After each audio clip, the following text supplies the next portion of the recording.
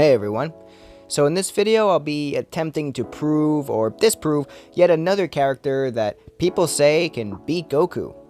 And of course, like usual, I'll be doing this by comparing the two directly. So let's take a look at our contestants. Let's start with Giorno. Not his stand, but rather Giorno himself.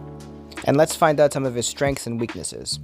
So in terms of martial arts, Giorno isn't particularly gifted. However, his durability is absolutely through the roof. I mean, it's just not normal. He was able to continue to fight with a missing eye and part of his throat removed. And he was even able to take shots from the Ranchia's Aerosmith, which, by the way, had already showcased to unalive people before. But yeah, Giorno's durability just said no and tanked them. In terms of speed or AP, Giorno himself isn't particularly impressive.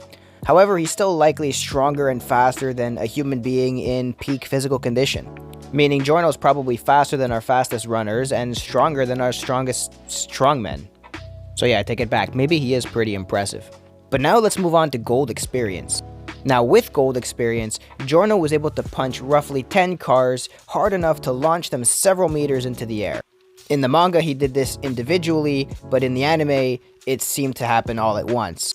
Which is not only just an indication of how fast gold experience is, but also how strong it is. In terms of speed, I'd have to say that this is faster than light, but to get the strength calculation, I had to do some maths. I don't like maths. But here we go. So to make it as easy on me as possible, I used 2,000 kilograms as the average car weight, which is about 4,400 pounds, which, you know, isn't a crazy weight because it's about as much as the Challenger weighs.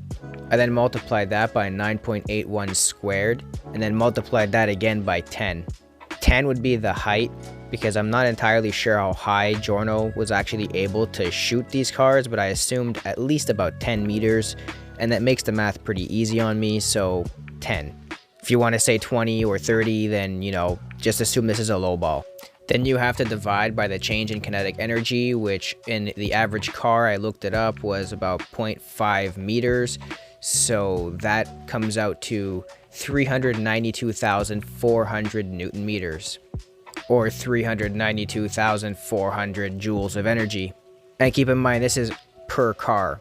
Giorno did this to about 10 cars, so I guess you can multiply it by 10, which would be 3,924,000 joules of energy, or equivalent to about 981 sticks of TNT exploding all at the same time. And this is just the force of the impact of the cars hitting the ground, which only assumes Giorno's durability, so we'll assume that his durability is at least equal to his attack potency. I think we can all agree that this easily puts Giorno at large building level without a doubt, and probably city block level even. Gold experience is comparable to stands like Star Platinum, which is massively faster than light, so by no means is gold experience slow. And we haven't even talked about Giorno's best defense, Requiem. So with Requiem, Giorno can just revert all actions and willpower to 0. It's kind of like just hitting the reset button on your PlayStation or Xbox.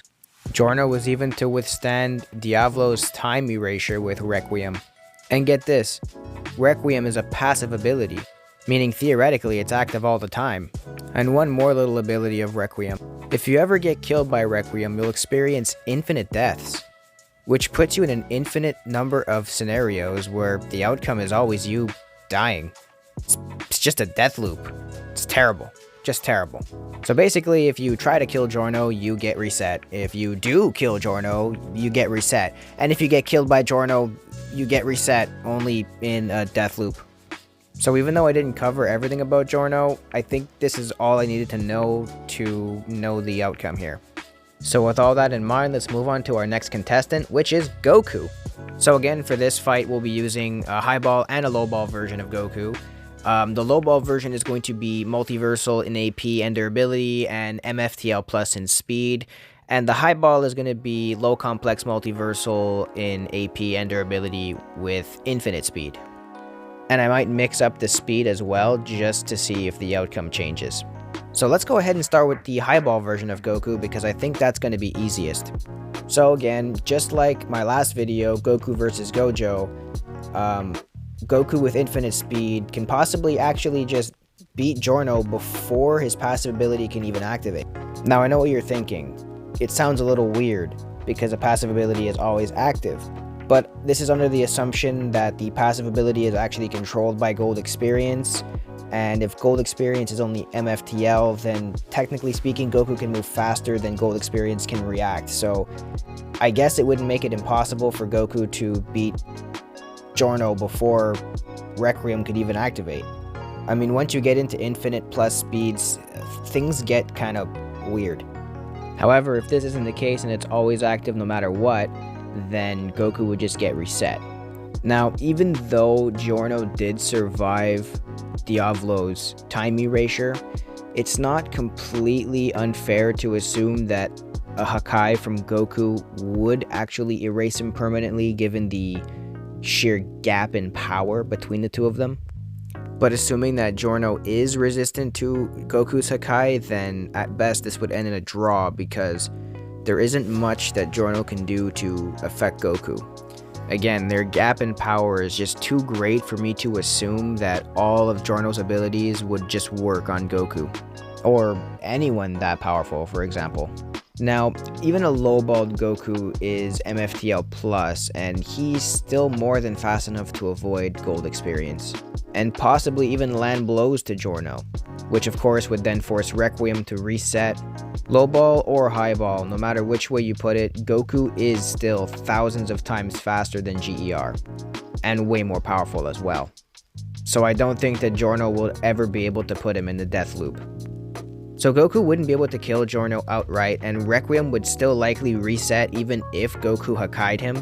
I mean, if we assume that Giorno isn't resistant to Hakai, then Goku wins here and that's the end of it. But if we assume that he's resistant to Hakai the same way he was resistant to Diavolo's time erasure, then it would just reset.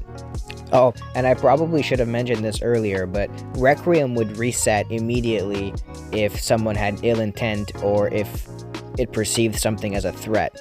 But since Goku just loves a good fight, and likely wouldn't harbor any intent to kill, I'm just gonna go ahead and assume that Requiem wouldn't perceive Goku as a threat immediately.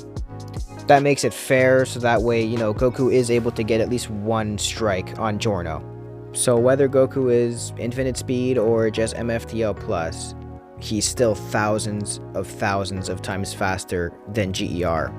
And if we assume that gold experience has to react to attacks from Goku in order to activate Requiem, then it's safe to assume that Goku simply speed blitzes and there's nothing Giorno can do about it. However, if Requiem is active all the time, including at times when Giorno might be sleeping or unconscious, then I guess there wouldn't be a whole lot that Goku can do here.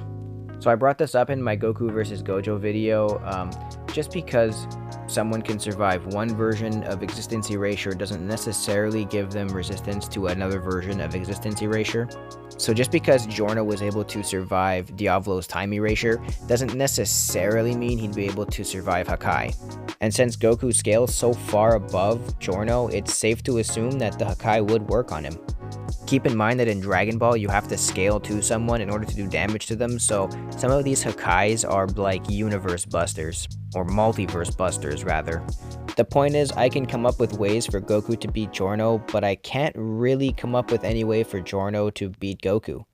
There's honestly just too big of a gap in power for me to believe that Giorno has anything in his arsenal to be able to hurt Goku at all. So yeah, assuming that Giorno can reset anything from anyone from any verse is a little bit of a no-limits fallacy in my opinion. Because even though I'll agree that the hacks and abilities in JoJo's is ridiculous, in terms of like raw power, they're not that powerful. And as fast as they are, they're just not really that fast compared to characters in the upper echelons of, say, Dragon Ball. So if you want my honest opinion, I'm gonna have to say that Goku wins this fight as well, just because I think that Goku's way too fast for gold experience to react, and I don't necessarily believe that he would be resistant to Hakai either. But this one was so close that my original script actually had it at a draw. I didn't want to bring you guys something so anticlimactic, so I chose the winner.